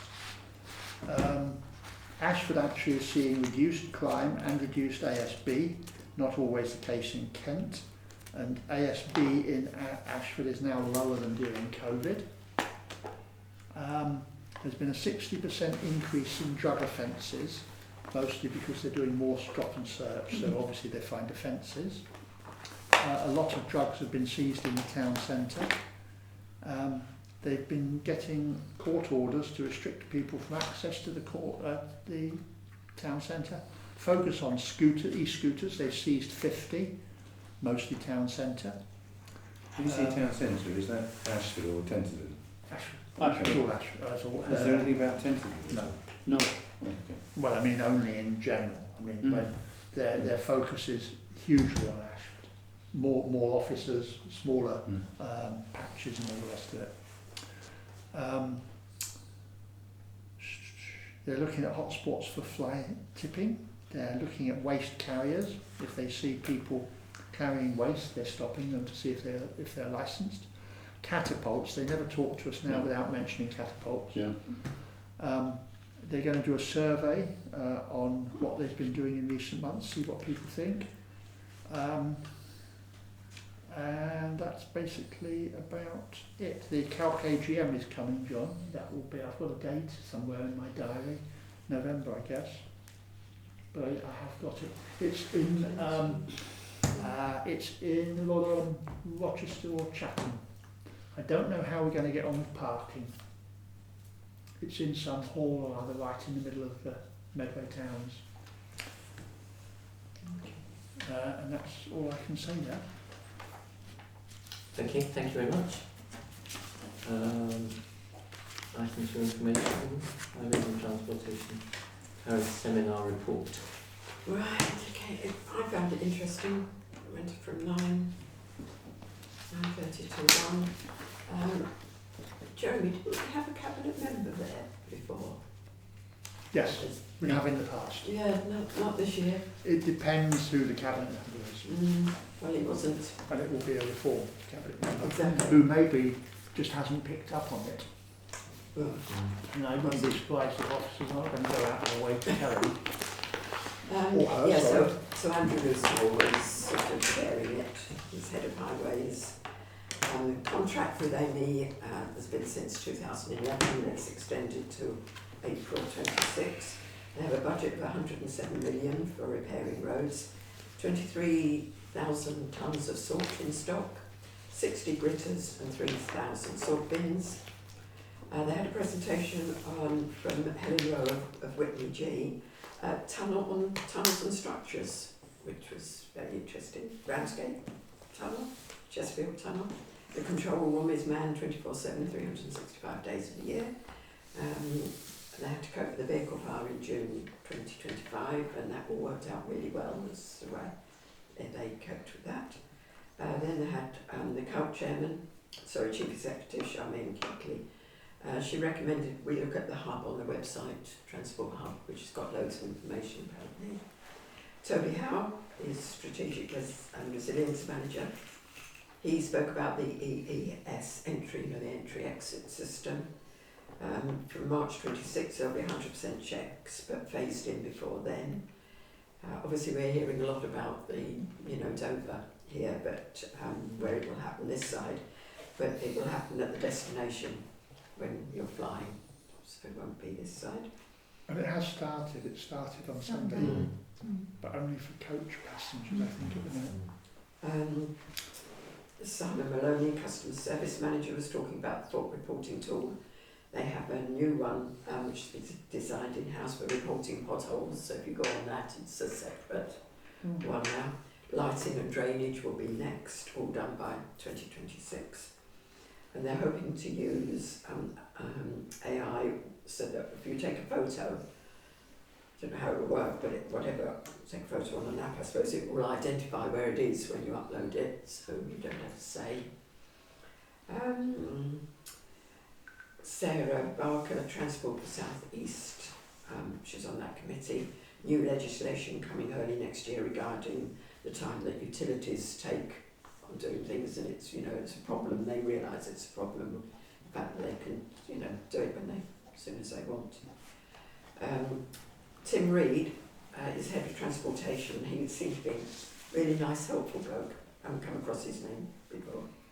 He talked about the Lower Thames crossing, which will have the most impact on the county, especially on Bluebell Hill. Mm-hmm. Work needed to improve Bluebell Hill and Detling Hill. So there's going to be an awful lot of interruption when that comes in. It's a £250 million scheme. Most of the money will come from the government. Local electric vehicle infrastructure, they're close to awarding a contract on that. They had a question and answer following him. And they were talking about the Sutton Valence and the Leeds junction when they have a diversion. I don't know whether any of you ever went that way. When the loose road was closed, it was horrendous. I used to get caught up in that.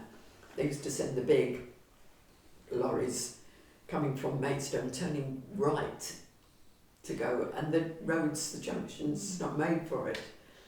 You haven't got the room to go round. It was really, it went on for a long, long time. But as he said, the medieval street system's not designated for designed rather for large lorries. Instead of complaining to highways, he suggested complaints went to your MP. That would have more effect. Chilmington is the worst experience of planning in his experience, which I thought was Tim Reed. I know Tim. I used to talk to him about buses, I think. Yeah, the same was. He seemed to know when anybody mentioned anything, he knew where they were talking about. Then we had Shane Heimer's Fast Track Development Manager.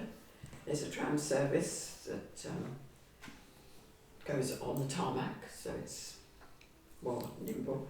Dartford and Gravesham is the first electric bus service, and it has a night service, came right through.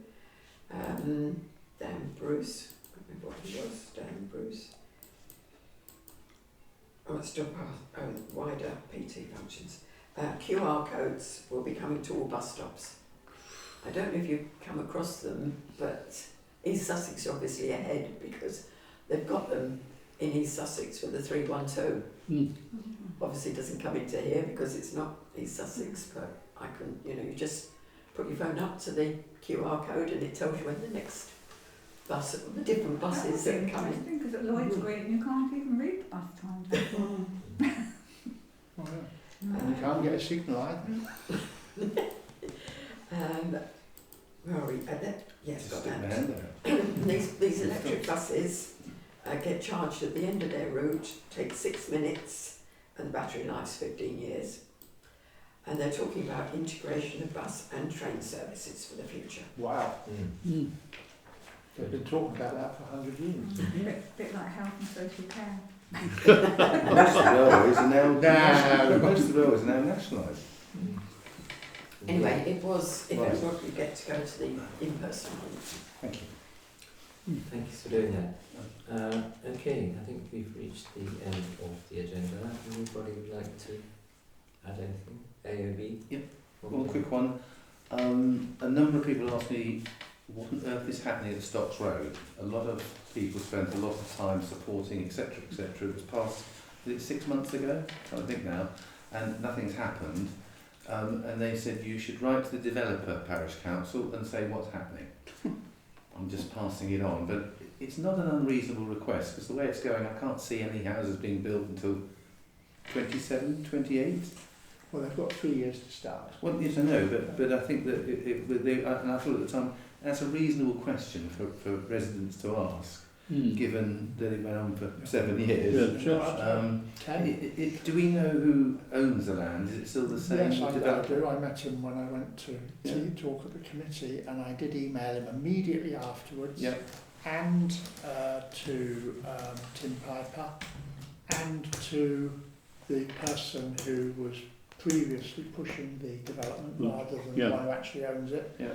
I think I got a sort of, thanks for your email, but that was about as much as I got. I offered to go and see all of them, didn't get anything. Can I ask when that was? How long ago that was? It was more than 6 months, I think. Since the planning permission Yes. was okay. Oh, well, I mean, the committee agreed it that night, but I presume that they then spend ages getting a letter together to remind them of all the S106 things. If you look on the portal now, there's not a decision letter like we usually get because the decision was in the committee, but there's a list of S106 which is just 40 items and each one's one word. Drainage, something like that. Can we not write to the developer as a parish council and just say, please could you update us? I'll write to Tim and Owen Piper, who sort of owe us one after we helped. Indeed. Exactly. They may know more, but of course all they're doing is they've agreed to let the land go. Quite. But they may know more. I'm sure they'll know. I did think of ringing them up, but I haven't done it, I'm afraid. Thanks, Tom. Okay. Right, everybody, thank you so much. As always. I'm giving Yvonne a lift back